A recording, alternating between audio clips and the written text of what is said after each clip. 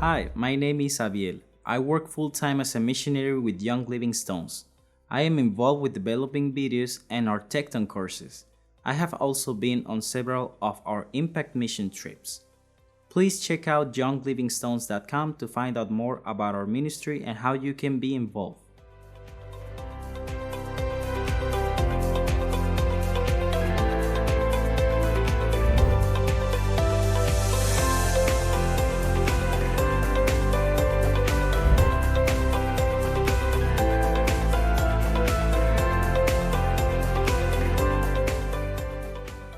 I grew up in Iowa, but I ended up in Denver, Colorado in the military, and that's where I met Janeene, and that's where our family formed in Denver, Colorado, and we were married in '93 and ended up having 3 children and raised our children in Colorado.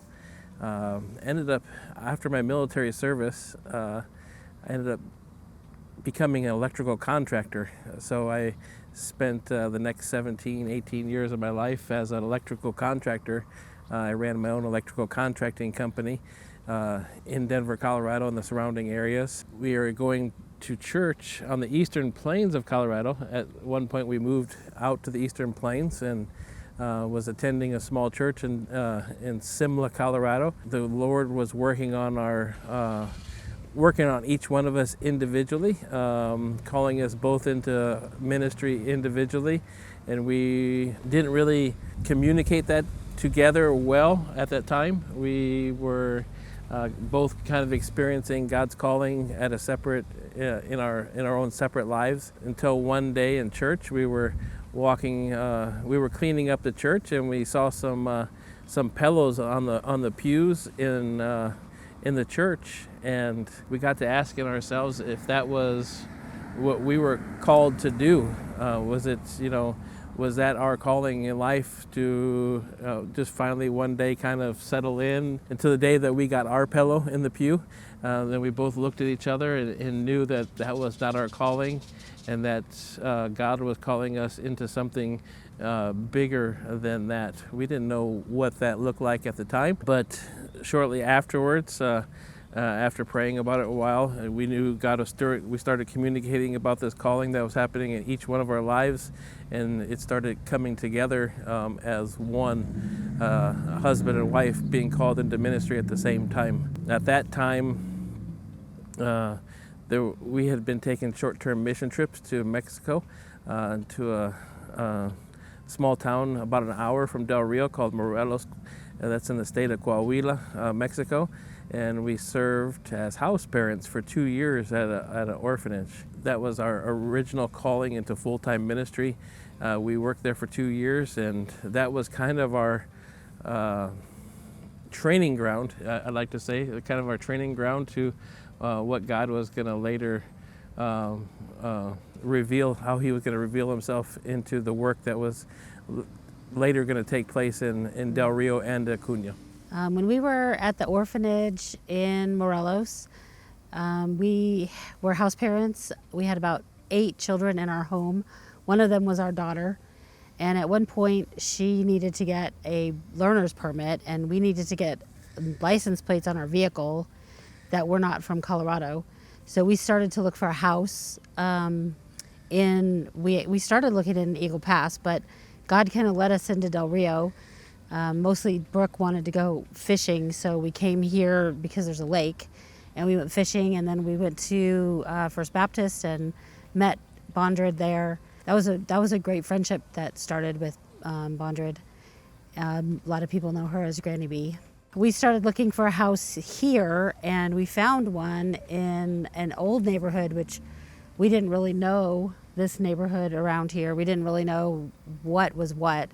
But we found that house that had been empty for about 7 years. It was listed for $35,000, and Shon had about a little over $17,000 worth of inheritance that was left from his stepfather for him.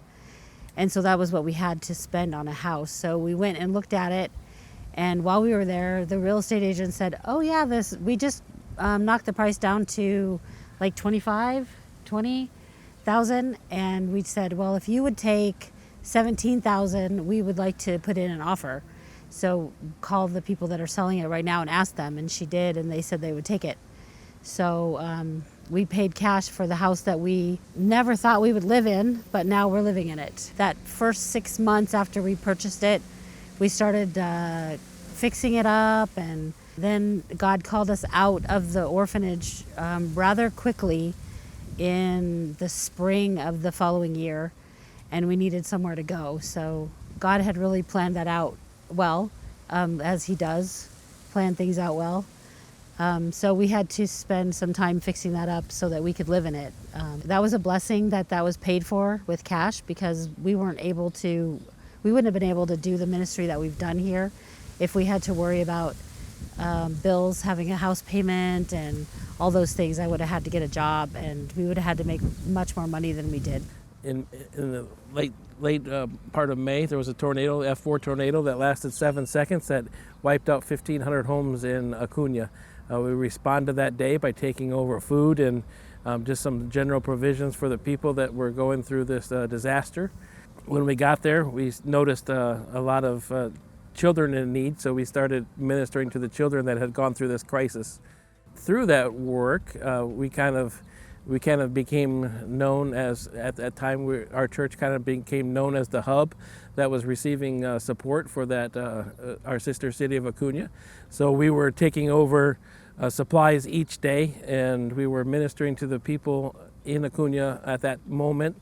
And through that, many doors were opened. We got to meet a lot of the pastors at that time, a lot of the city leaders and officials, and we were able to, God used that to open up many doors for our ministry that we still, many people that we continue to work with to this day. In 2019, Val Verde Border Humanitarian Coalition was formed. Border Patrol, something unprecedented was about to happen here in Del Rio. It had been happening many places along the border, but Del Rio was the last place for it to happen. Basically, Border Patrol started to become overwhelmed with people in their system, and they had to come up with a place to drop people off. So us, along with many other churches in our area, formed what we called the Val Verde Border Humanitarian Coalition, and at that point I started leading that organization. And basically, we just became a drop-off for these immigrants that were coming through the city at that time. At that point, we thought high numbers were 60 to 100, 150 people per day, and we thought we were maxed out.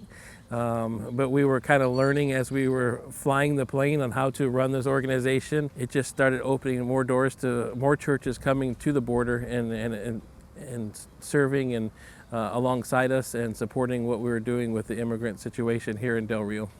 But over time, we started working more with the Zarates, and because they had missions that they were working in, and their church just was very busy in the community. And one of the things that they were doing, it was in a small town, Noblasi. They were building a church and a school there, a church there. They weren't really not a school, but a church. And they mostly had children coming, maybe like 2 or 3 adults that would come on Sundays. Pastor Zarate's wife, Esther Zarate, has a background in school administration, and as a teacher, she's retired from that. So that's where her heart is. So through doing Bible studies and Bible lessons with the children, she noticed that a lot of them couldn't read. So she started to do a reading program with them, and she expected to have 2 or 3 students show up to that program. And she actually had 7 students come the first day, and an adult.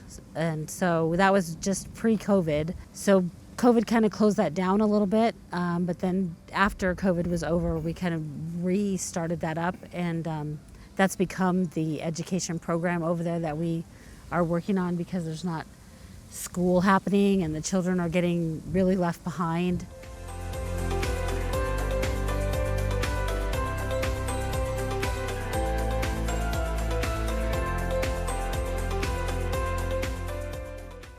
Thank you for watching.